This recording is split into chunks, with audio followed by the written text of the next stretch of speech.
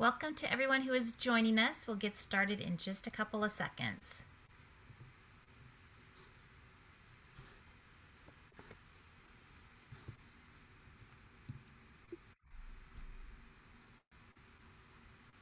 Okay, we'll go ahead and get started. It is 11:30.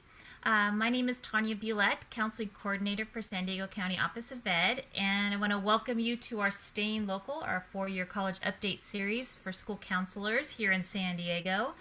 Today, I'm excited that we have Lexii Ybarra Mercado joining us from Point Loma Nazarene University to share some important updates for our students. So Lexii, I'm going to go ahead and pass it on to you. Okay, cool. Hi, everyone. I'm so excited that I get to be someone that presents with you. Just to give you context on who I am one of the counselors here at Point Loma, and I've worked in the admissions office for about 5 years and get to do this presentation a lot. So I hope it gives you some good quality information as we kind of work through it.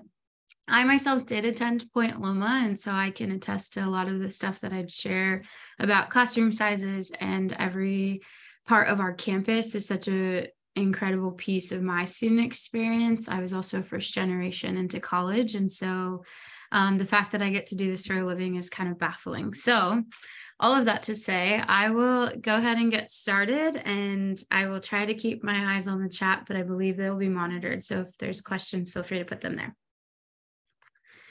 To start us off, Point Loma is a capped-enrolled university at 2,700 students. We won't enroll more than that, and so it allows us to kind of keep that average classroom size fairly small. On average, the classroom size will be about 23. That will fluctuate depending on a student's area of study. Myself, I studied social work here at Point Loma, and the most I ever saw in my major classes was about 13. So it's awesome on the days that I needed my professor to know I was there. Bad on the days that I wasn't there, because they for sure notice. And the opportunity that students have to get to know their professors both in the classroom and outside the classroom is definitely attributed to our 15-to-1 ratio. There's definitely lots of opportunity for our students to engage with their professor, like I said, not only in the classroom, but also outside of it. The majority of our incoming students, I would say, are likely first-time freshmen straight from high school, but we do reserve about 20 to 25% of that incoming class to be transfer students.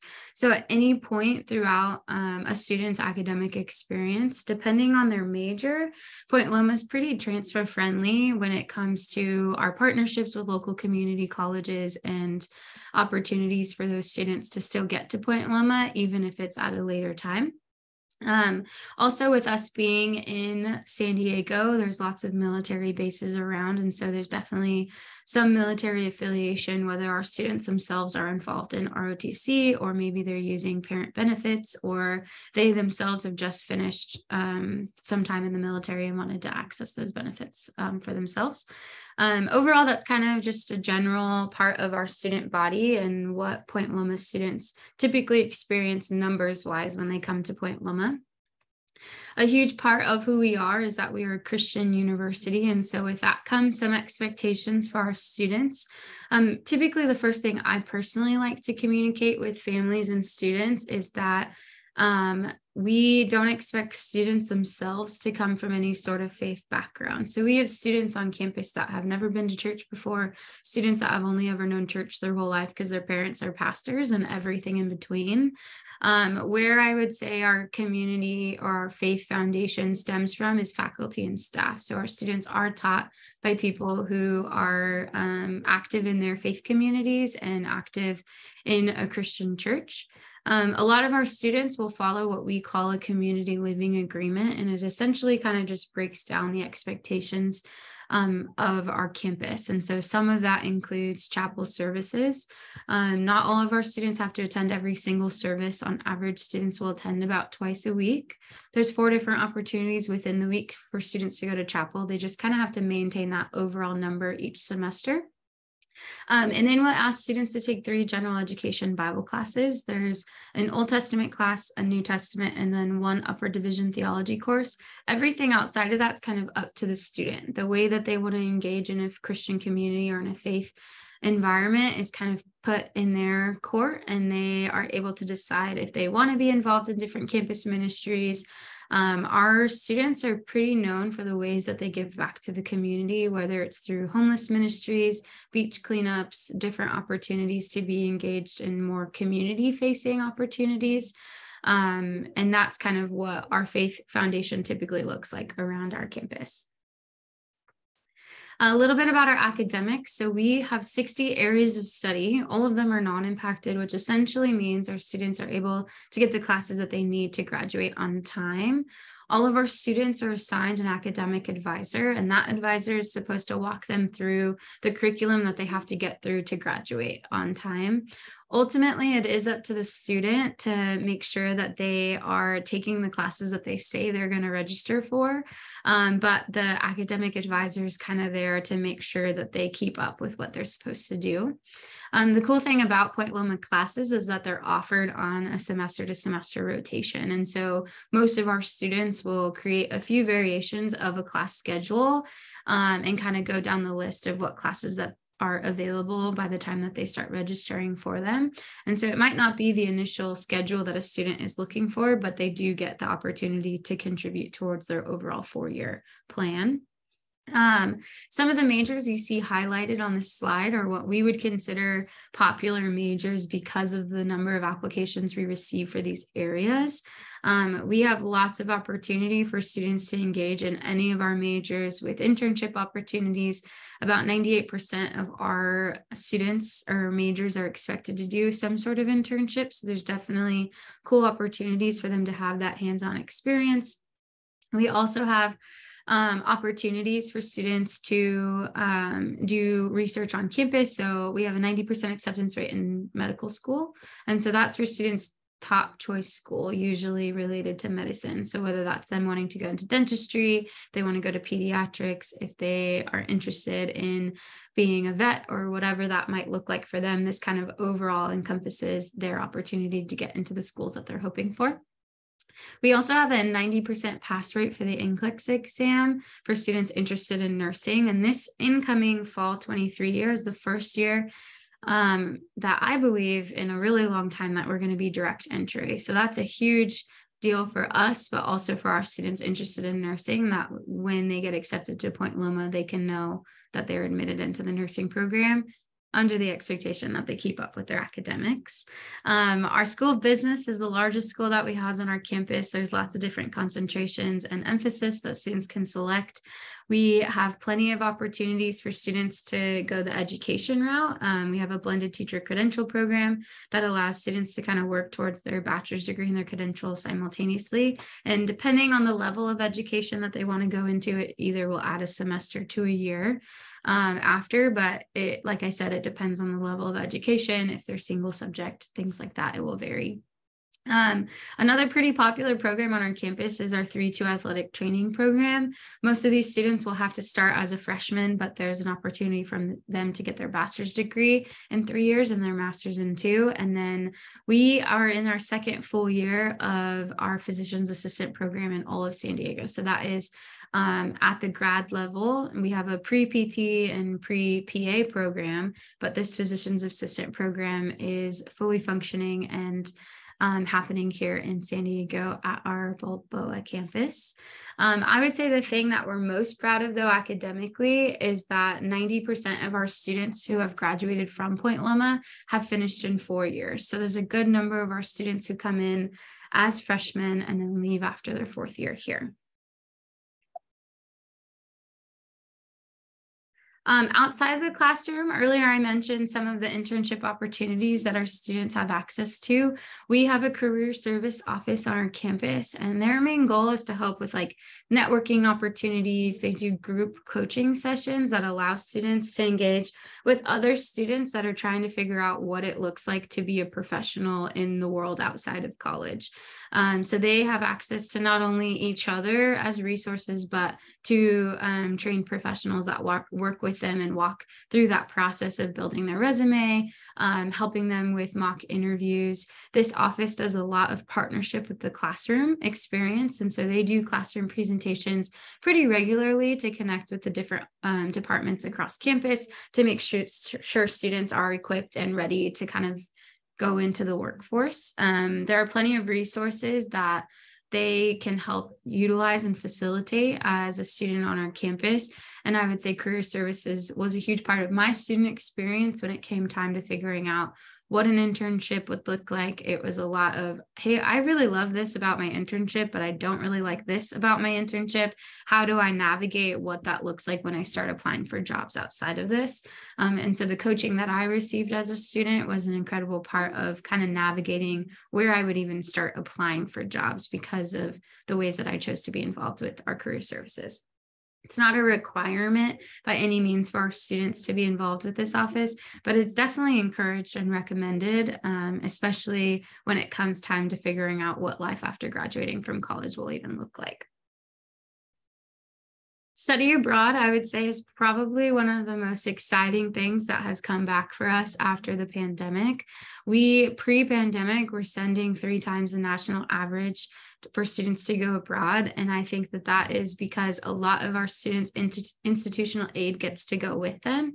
There's lots of opportunity for students to choose between studying abroad for a semester or for a summer term.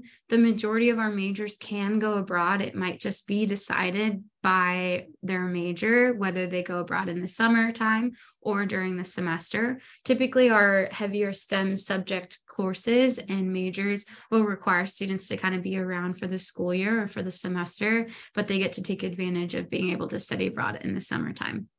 The perk of studying abroad in the summer is still allows students to kind of be involved and engaged on campus with different leadership opportunities while not sacrificing an opportunity to go abroad. We have Point Loma cohorts where it's just Point Loma professors and Point Loma students, kind of keeping that same small, tight-knit environment. But we also have over 180 global partnerships across the world that allow students to kind of pick and choose really where they want to go. For some students, it's as easy as putting their finger on a map and saying, this is where I want to go. How do I get there?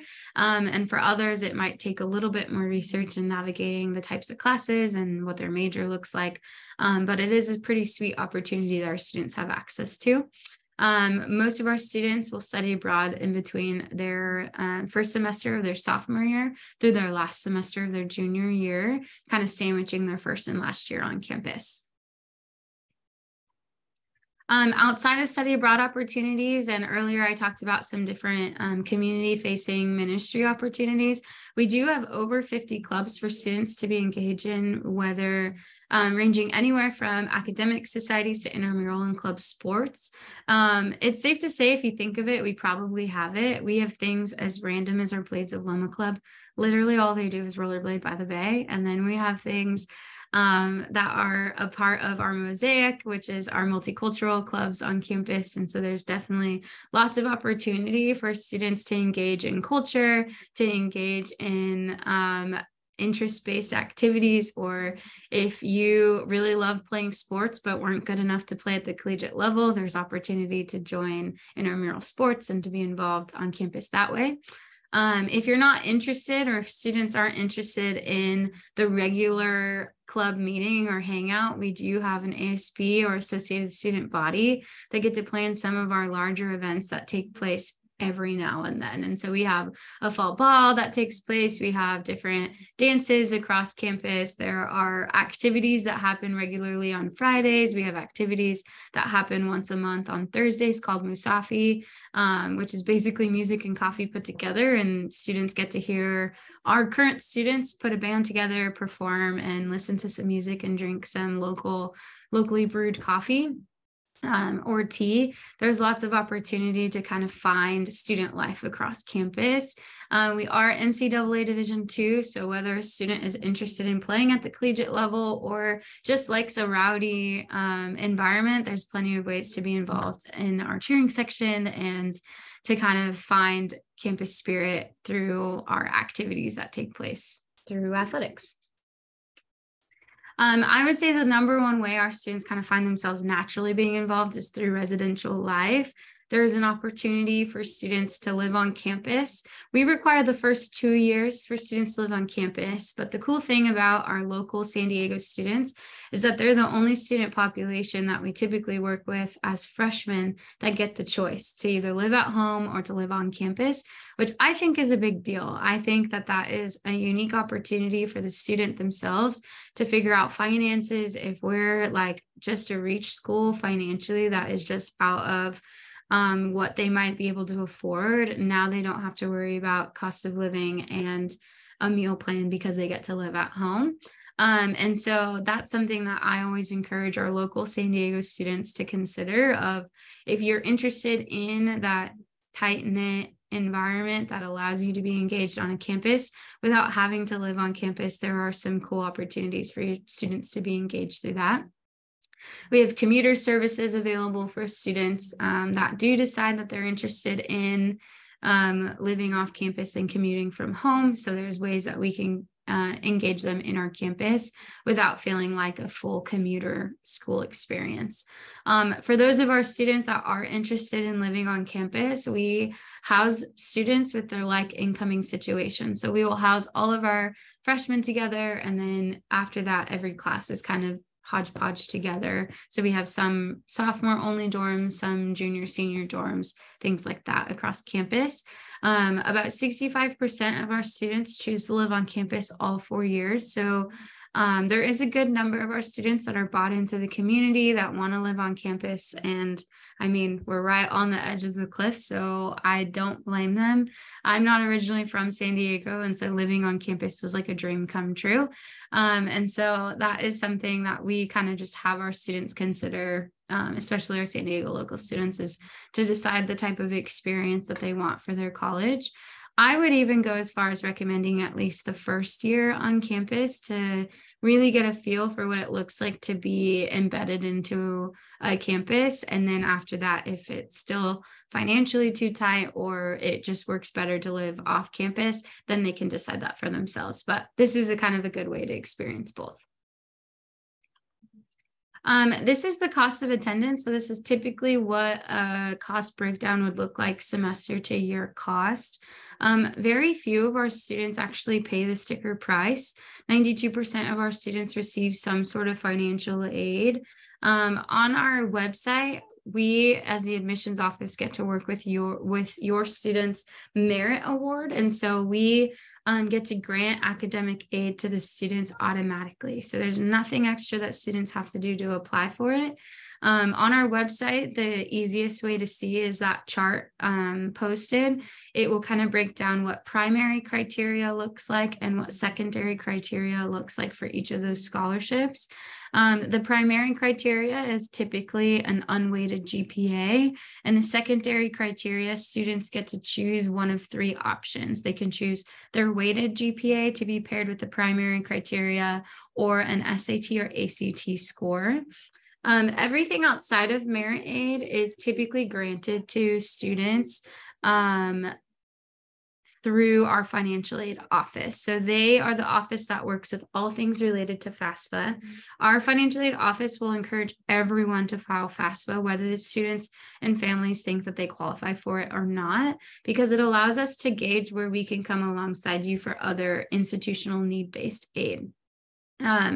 We have performance-based scholarships, which are typically the scholarships that we need something from the student in return. So they typically will have to do a tryout or an audition. The cool thing about performance-based scholarships is that there's no expectation for them to major in any of those areas. So a student could be a business major and participate in choir. Obviously, you'd have to make the choir to get that aid, but there are ways that students can kind of go across different disciplines and receive aid if needed. Same with our speech and debate. A lot of the expectation is that they take that initial speech and debate class that they have to take at the university level if they have no experience in it in high school. But then after that, they get all the training and the coaching that is necessary for them to be successful in speech and debate. We also have academic department scholarships. Most of those will kick in starting students' sophomore year. But there are a few select that will kick in as early as a student's freshman year on campus. And this is aid granted to students from their academic department. So every department has a certain amount of money set aside for students within that major. Every department will kind of decide how you apply and what that looks like, but most of our students will get an email saying, hey, here's the form that you have to fill out to receive the scholarship.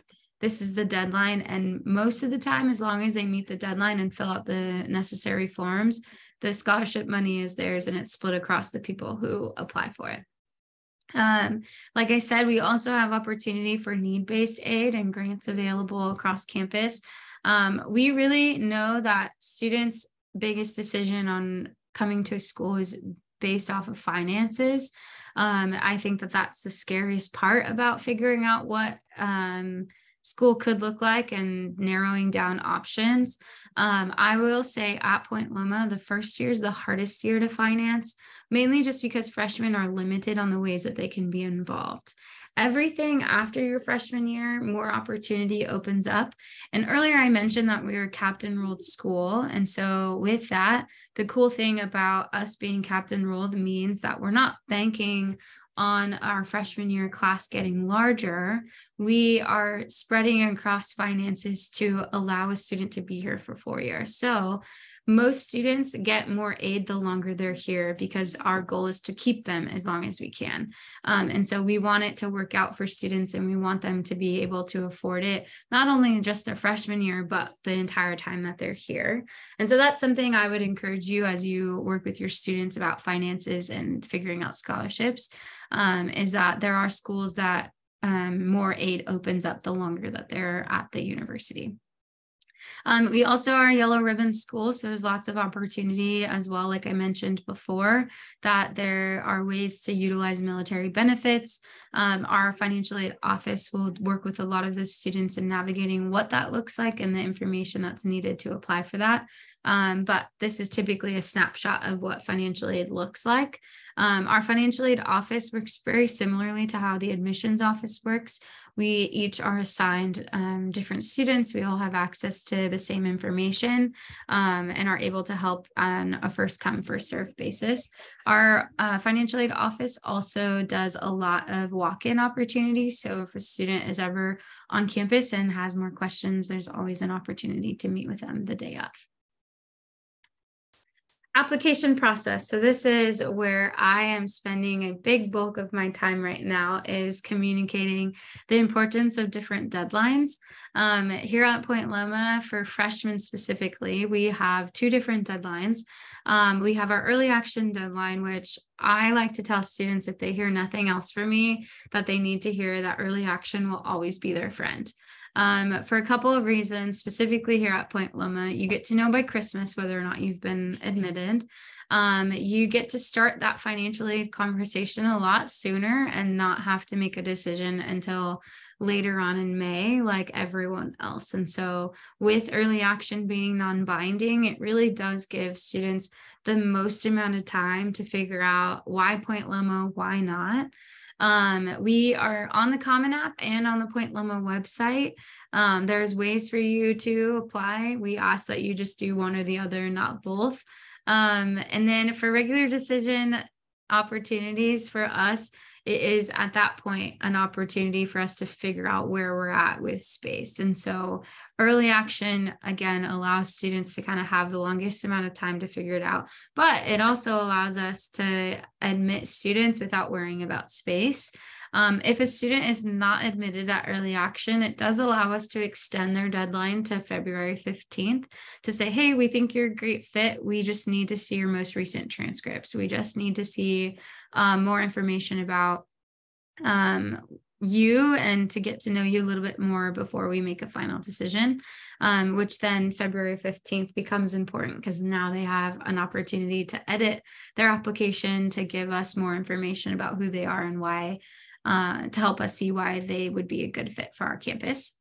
Outside of that, if you work with transfer students, or if you already know a student that's interested in transferring to Point Loma, later on, our deadlines for transfer students typically coincide with the semester that they want to start on campus.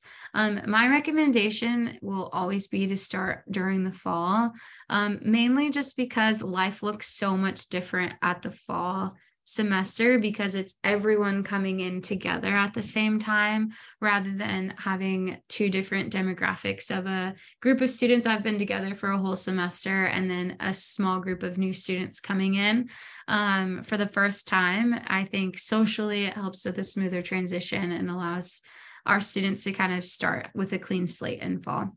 But we do have a lot of students that like to come in the spring because they just want to get to campus as soon as possible. The items for the application that we typically look at are transcripts. So we'll ask for an official transcript to be sent. Most of those are usually sent through like Score, Naviance, Parchment.